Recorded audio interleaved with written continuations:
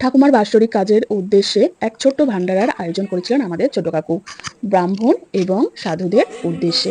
ইনি নিজে হাতে নিজের দায়িত্ব নিয়ে দাঁড়িয়ে থেকেন এই ভান্ডারার আয়োজন করেছিলেন। এখানে দেখতে পাচ্ছ যিনি আমাদের মন্ত্রপাঠ করছেন উনি হচ্ছে আমাদের ছোট কাকু।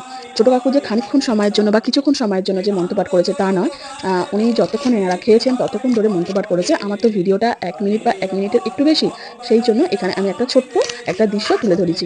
আর আমাদের যে ছোট কাকু হচ্ছে খুব কম বয়সে নাকি শুনেছি যে এরকম উনি মাকে ছেড়ে, বাড়ির সকলকে ছেড়ে উনি সন্ন্যাস নিয়ে নিয়েছিলেন। আর আমি যে এখানে যে ওনার সান্নিধ্য গ্রহণ করেছি বা ওনার আশেপাশে থাকতে পেরেছি, এটা আমার কাছে সত্যিই অনেক। আমরা শুধু এইসব গল্প কথা শুনেছিলাম বিবেকানন্দের সেই ছোট্টবেলায় যে উনি চলে গিয়েছিলেন ওনার মাকে ছেড়ে, সেইখানে আমরা বইয়ে পড়েছি বা গল্প কথা শুনেছি। আজকে আমরা সেটা স্বচক্ষে দেখলাম। আমাদের ছোট কাকুও নাকি ঠিক বিবেকানন্দের মতনই উনি কাউকে না জানিয়ে উনি চলে গিয়েছিলেন বাড়ি ছেড়ে।